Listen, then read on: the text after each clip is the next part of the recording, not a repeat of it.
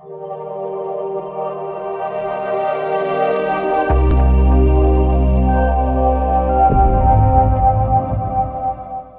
दोस्तों welcome in discover Rajasthan keep discover keep learn. Francis क्रांति के बारे में दोस्तों अपनों ने क्या है कि लास्ट क्लास में किया था।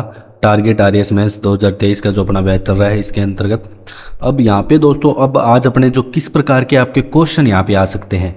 ठीक है, क्वेश्चन आपके थोड़े छोटे भी आ सकते हैं, बड़े भी आ सकते हैं। तो मेन दोस्तों यहाँ पे मैंने 4-5 क्वेश्चन लिए हैं जो आपके एनसीईआरटी की जो बुक है 9th क्लास की।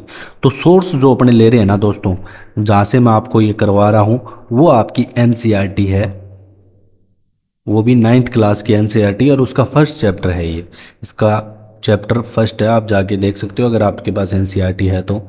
ठीक है, और यहाँ के लास्ट में जो क्वेश्चन है वही मैं यहाँ पे करवा रहा हूँ, क्योंकि मेन अपने को पूरा पता होगा कि कैसे हुई, कैसे राजा कर वगैरह लगा रहा था, कैसे यहाँ पे लोगों ने किले को, बास्टील के किले को तोड़ा, सारी बातें हमने जानी थी लास्ट क्लास में। आज जो क्वेश्चन है लास्ट वाले वो अपने करते हैं। देखो, फ्रांस में क्रांति की शुरुआत किन परिस्थितियों में हुई। अब ये क्वेश्चन आपसे दोस्तों अलग अलग प्रकार से पूछ सकता है। कैसे ये पूछ सकता है कि जो सामाजिक असमानता का कारण जीविका संकट क्या आ रहा था, इसके अलावा दोस्तों आर्थिक और मजबूत मध्यम वर्ग और तत्कालीन कारण बताओ। ये 4-5 जो क्वेश्चन है ना आपके अलग अलग तरीके से ये पूछ सकता है, कैसे भी करके अलग अलग तरीके से पूछेगा। अब यहाँ पे जो अलग अलग परिस्थितियाँ बनी थी, जैसे सामाजिक असमानता 18वीं शताब्दी में जो फ्रांसीसी समाज है वो 3 स्टेट में बंटा था। तो ये तो आपको पता होना चाहिए जो कौन से स्टेट में बंटा था, क्योंकि डायरेक्ट भी आपके क्वेश्चन आ सकता है कि वो स्टेट्स कौन से थे जिसमें जो समाज है वो बंटा था। तो 3 स्टेट्स थे। ठीक है, एक तो आपका आ गया पादरी वर्ग, एक कुलीन वर्ग था। ठीक है, एक आपका दोस्तों जो तृतीय स्टेट था उसमें अलग अलग मतलब पहले बड़े व्यापारी आ जाएंगे, मजदूर आ जाएंगे, किसान आ जाएंगे, जागीरदार सब आ जाएंगे यहाँ पे। अब सामाजिक असमानता सबसे पहले जो इसी के अंतर्गत आती है। 18वीं शताब्दी में फ्रांस में 3 स्टेट में बटा हुआ था, कुलीन, पादरी, और तीसरा स्टेट जो व्यापारी, वकील, किसान, कारीगर, भूमिहीन, मजदूर और नौकरों से निर्मित था। और केवल तीसरे स्टेट के लोग ही कर देते थे। कुलीन व पादरी वर्ग राज्य को दिए जाने वाले कर से छूट थी। लेकिन मेन बात करें तो सिर्फ छूट जो पादरी वर्ग है ना इसको थी। और पादरी वर्ग किस, जो पादरी वर्ग है ये किस प्रकार के कर लेता था, उन करों के नाम भी आपको दोस्तों याद होने चाहिए। जो कर लेता था मैंने आपको बताए थे, एक तो टाइद कर लेता था चर्च किसान से, कर जो चर्च किसान से लेता, ये जरूर लिखना आप, जो चर्च किसान से लेता वो था दोस्तों आपके टाइद। कौन सा करता? टाइद करता, TITHE, जो कि कुल जो उपज होती उसका 10वां भाग था। अब जीविका संकट की बात करें तो फ्रांस की जनसंख्या 1715 में तो 2.3 करोड़ थी, जो 89 में बढ़कर हो गई थी 2.8 करोड़। इस कारण अनाज के उत्पादन की तुलना में उसकी मांग काफ़ी तेज़ी से बढ़ रही थी। लोगों को मुख्य खाद्य जो पाव रोटी की कीमत है उसमें तेज़ी से मतलब वृद्धि हुई। मजदूरी महंगाई दर से नहीं बढ़ रही थी और रोजी रोटी का संकट था मेन। तो ये इसका हो गया जीविका संकट का कारण। फिर दोस्तों जो आर्थिक समस्या की बात करें तो जो लंबे समय तक युद्ध चल रहे थे उस टाइम आपको भी पता होगा, इधर युद्ध उधर युद्ध, तो उससे भी वो वित्तीय संसाधन नष्ट होते थे और खर्चे बढ़ते थे। और सेना का रखरखाव हो गया, राज दरबार, सरकारी कार्यालयों का रखरखाव, इनमें भी बहुत खर्चा आता था। इसके अलावा जो मजबूत मध्यम वर्ग है, 18वीं शताब्दी में मध्यम वर्ग शिक्षित और धनी हो चुका था। मैंने आपको बताया था दोस्तों जो मध्यम वर्ग है ये क्या काम करता था, जो समुद्र के और रास्ते व्यापार करना, और भी 2-3 इसने काम, जिससे ये खुद को मजबूत बना लिया था इसने। और उनका यह मानना था कि समाज के खास तबके को जन्म के अधिकार पर विशेषाधिकार नहीं मिलना चाहिए। ठीक है, और दार्शनिकों ने स्वतंत्रता, समान नियमों, समान अवसर विचारों को आगे लाया। और दार्शनिकों ने इन विचारों की चर्चा काफ़ी हाउस अखबारों में की, मतलब व्यापक इसका प्रचार प्रसार हुआ। इसके अलावा अगर तत्कालीन कारण की बात करें तो दोस्तों जो लुईस था, सम्राट लुईस, 5 मई 1789 को नए करों के प्रस्ताव के अनुमोदन के लिए स्टेट जनरल की बैठक बुलाई। अब दोस्तों यहाँ पे तीसरे स्टेट के प्रतिनिधि प्रस्ताव के विरोध में थे, लेकिन प्रत्येक स्टेट को एक ही वोट के कारण उसकी अपील ठुकरा दी गई। मतलब ये बात हमने की थी कि तीनों स्टेट है ना, तो ये पूरे स्टेट एक ही वोट दे सकते थे। अब जितने भी सदस्य हैं ना वो यहाँ पे मत नहीं दे सकते थे। मत नहीं दे सकते थे। अब ये मत नहीं दे सकते थे तो इतना दोस्तों प्रभाव नहीं पड़ता। अब जैसे अपने मत अपने वोट देते हैं, अपने जनता कोई विधानसभा का विधायक चुनते हैं, और ऐसे हो जाए डायरेक्ट ही मान लो कि विधायक को बहुत कम जने चुने, मतलब ऐसे हो जाए कि जो अपने जैसे अपनों ने क्या पार्षद को चुन लिया, पार्षद आगे विधायकों को चुन रहे, तो ये सिस्टम गलत है।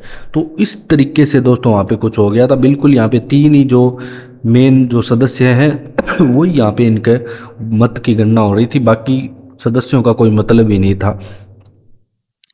अब दोस्तों आपका दूसरा क्वेश्चन जो है वो है कि फ्रांसीसी समाज के किन तबकों को क्रांति का फायदा मिला, कौन से समूह सत्ता छोड़ने के लिए मजबूर हुए, और क्रांति के नतीजों से समाज के किन समूहों को यहाँ पे निराशा मिली। दोस्तों तो गरीब लोग थे उनको तो कुछ यहाँ पे नहीं मिला। जो तीसरे स्टेज के अमीर वर्ग है ना, इसको यहाँ पे मेन फायदा मिला। कुलीन और पादरी समूह को सत्ता छोड़ने के लिए यहाँ पे मजबूर हो गए। समाज के गरीब समूह तो था महिलाओं को निराशा मिली थी। ठीक है। और जो महिलाएं थी, ठीक है, जो महिलाएं थी और या कह सकते हैं 25 वर्ष से कम के थे, वो तो दोस्तों यहाँ पे क्या है कि किसी, अब दोस्तों जिनके पास संपत्ति नहीं थी, महिलाएं थी, वो निष्क्रिय नागरिक के रूप में गिने जाते थे। मैंने आपको बताया था कि जो अब राजा ने इनके कहने पे दोस्तों यहाँ पे क्या है कि एक न्यायपालिका बना दी, कार्यपालिका बना दी। अब जो नेशनल असेंबली है ना, वो मेन काम कर रही थी यहाँ पे। नेशनल असेंबली राजा का अस्तित्व समाप्त करना चाहती थी। ठीक है। तो उसने भी सिस्टम इतना बढ़िया नहीं किया था। उन्होंने ना तो महिलाओं को वोट देने दिया, ना ही 25 साल से कम उम्र का किसी को वोट देने दिया। सिर्फ 2.8 करोड़ में से 40 लाख ही सिर्फ मतदाता थे सिर्फ। ठीक है। तो ये क्या है कि क्रांति के नतीजों से किन समूह को निराशा हुई, बस ये आपको इतना ही बताना है जितना लिखा गया है। फिर 19वीं और 20वीं सदी की दुनिया के लिए फ्रांसिस क्रांति कौन सी विरासत छोड़ गई, ये इंपॉर्टेंट क्वेश्चन है दोस्तों। ये वाला दोस्तों जो क्वेश्चन है ना, ये आपके एग्जाम में आरएएस में पूछा जा सकता है, मेंस में। क्योंकि देखो इस क्रांति से है ना, एक तो जो गणतंत्र है, तानाशाही खत्म करने की ये एक तरीके से अपने को प्रेरणा दे रही है। स्वतंत्रता, जनवादी अधिकार और जो मानवाधिकार है, मानव के अधिकार हैं। अब जो स्वतंत्रता और जनवादी अधिकारों के विचार फ्रांसीसी क्रांति के महत्वपूर्ण विरासत थे। ये विचार 19वीं सदी में फ्रांस से निकलकर बाकी यूरोप में फैले। इन्हीं कारणों से वहाँ सामंती व्यवस्था का नाश हुआ। जो सामंती व्यवस्था है इसका यहाँ पे विनाश हो गया था। औपनिवेशिक समाजों के संप्रभु राष्ट्र राज्य की स्थापना अपने आंदोलनों में दासता से मुक्ति के विचार को नई परिभाषा दी। टीपू सुल्तान, राजा राम मोहन राय जैसे क्रांतिकारी फ्रांस में उपजे विचारों से प्रेरणा लेने वाले यहाँ पे ठोस उदाहरण हैं। राजा राम मोहन राय ने भी यहाँ से प्रेरणा ली थी। फिर भारत में बहुत सारे यहाँ पे समाज सुधारक कार्य भी इन्होंने किए। अब अपने बात करेंगे दोस्तों जो उन जनवादी अधिकारों की सूची बनाए जो आज हमें मिले हुए हैं और जिनका उद्गम फ्रांसिस क्रांति में हुआ था। कौन कौन से हैं ऐसे, तो समानता का जो अधिकार है, सबको समान रखा जाए। आपने देखा होगा कि वहाँ पे जो वर्ग बांट दिए थे, अलग अलग पादरी वर्ग, कुलीन वर्ग, ऐसे। ठीक है। तृतीय स्टेट, अब अलग अलग वर्गों में बंट गए तो भेदभाव होने लग गया था लोगों में। स्वतंत्रता का अधिकार, बोलने और अभिव्यक्ति की स्वतंत्रता, ये भी दोस्तों आपके फ्रांसिस क्रांति से ही ली गई। आप मेरा पहले वाला लेक्चर देखोगे तो मैंने पूरा बता रखा है कि कैसे बाद में पत्रकारिता को वहाँ पे बढ़ावा दिया गया, सबको बोलने का अधिकार दिया गया, शोषण के विरुद्ध अधिकार, न्याय का अधिकार। ये सारे दोस्तों जो फ्रांस की क्रांति है ना, इसीलिए अपने यहाँ पे पढ़ते हैं कि अपने जो वर्तमान में जो अधिकार मिले हुए हैं वहीं से मिले हुए हैं। मेन प्रेरणा उनकी यही है। फिर अपने बात करेंगे कि क्या आप इस तर्क से सहमत है कि जो सार्वभौमिक अधिकारों के संदेशों में नाना अंतर्विरोध थे। ठीक है। तो हाँ, सार्वभौमिक अधिकारों के संदेश में अंतर्विरोध थे। कैसे थे, देखो, पुरुष और नागरिक अधिकार घोषणा पत्र, हमने दो चीज़ें पढ़ी थी। एक पुरुष और नागरिक अधिकार घोषणा पत्र आया था।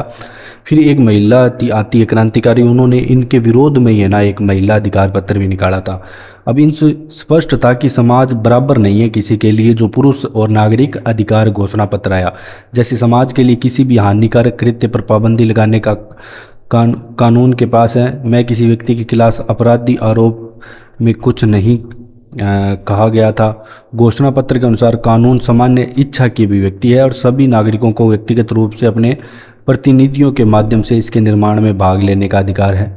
कानून के नज़र में सभी नागरिक समान है, लेकिन फ्रांस के संवैधानिक राजतंत्र के बाद महिला पुरुष जो भी पर्याप्त कर देने में असमर्थ थे तथा जिनकी उम्र 25 वर्ष से छोटी थी, जैसे करीब 30 लाख व्यक्तियों से वोट देने का अधिकार यहाँ पे छीन लिया गया। मतलब ऐसा अधिकार बनाया था लेकिन प्रॉपर तरीके से इसको लागू नहीं किया गया, क्योंकि 25 वर्ष से कम उम्र वाले को किसी को ना वोट देने दिया।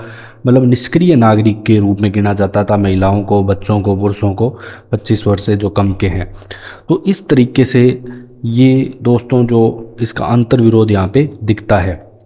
फिर अपने बात करते हैं दोस्तों आज का last question, question number 6, Napoleon के उदय को कैसे समझाया जा सकता है। 1792 में दोस्तों जो फ्रांस गणतंत्र बनने के बाद यहाँ के तो तत्कालीन शासक आते हैं रोबेस्पियर के नियंत्रण में। अब इसकी भी नीतियाँ ऐसी थी कि लोग परेशान हो गए इससे, ठीक है, और लास्ट में इसको भी यहाँ पे गिलोटिन पे चढ़ा के मार दिया गया, ये भी हमने पढ़ा था। वह खुद ही एक अनियंत्रित शासक बन चुका था। अगले कुछ सालों तक आतंक का राज स्थापित यहाँ पे हो गया था। मतलब 93 से 94 का काल है ना, वो इसमें फ्रांस में आतंक का काल कहा जाता है। और रोबेस्पियर के शासन के खत्म होने के बाद ही सारी शक्ति एक व्यक्ति के हाथ में जाने से बचाने के लिए यहाँ पे 5 सदस्यों वाली कार्यपालिका भी बनाई गई थी, जिसे डायरेक्टरी बोलते हैं। तो ये भी हमने पढ़ा था अच्छे से। लेकिन डायरेक्टरी का झगड़ा अक्सर विधान परिषदों से होता और तब उन्हें बर्खास्त करने की चेष्टा करती। अब इसी का फ़ायदा उठा के नेपोलियन बोनापार्ट ने अपना मार्ग यहाँ पे एंट्री मारनी शुरू कर दी थी कि वापस अपने यहाँ पे तानाशाही यहाँ पे करेंगे। तो ये इसका मार्ग, मतलब जो नेपोलियन बोनापार्ट है, इसका मार्ग यहाँ पे खुल गया था। तो इसके बाद दोस्तों हाँ 6 ये दोबारा यहाँ पे आ गया, ठीक है। तो ये 6 ही क्वेश्चन थे दोस्तों, इसमें जो भी फ्रांसिस क्रांति से संबंधित मैंने आपको करवा दिए हैं। अगर आपको कोई भी डाउट है तो आप हमें कमेंट करें, और अगर आपको हमारी वीडियो अच्छी लग रही है तो दोस्तों आपको कैसे भी हेल्प कर रही है तो आप हमें ज़्यादा से ज़्यादा शेयर करें, सब्सक्राइब करें। एक बात और है दोस्तों, जो आपके आरएएस की अभी नोटिस आया है आरपीएससी की तरफ से, वैकेंसी यहाँ पे बढ़ा दी गई है, 972 के आसपास कर दी गई है, ठीक है। अच्छे खासे यहाँ पे स्टूडेंट को फ़ायदा मिलेगा। कट ऑफ थोड़ी नीचे जाएगी, इससे फ़र्क पड़ेगा दोस्तों, कितना भी फ़र्क पड़े, 1 नंबर का, पॉइंट का, आधे नंबर का, तो फ़र्क ज़रूर पड़ेगा कट ऑफ में, ठीक है। तो जल्दी यहाँ पे रिज़ल्ट भी घोषित हो जाएगा, तो आप आरएएस की अपनी तैयारी कंटिन्यू रखें। So thanks for joining discover Rajasthan.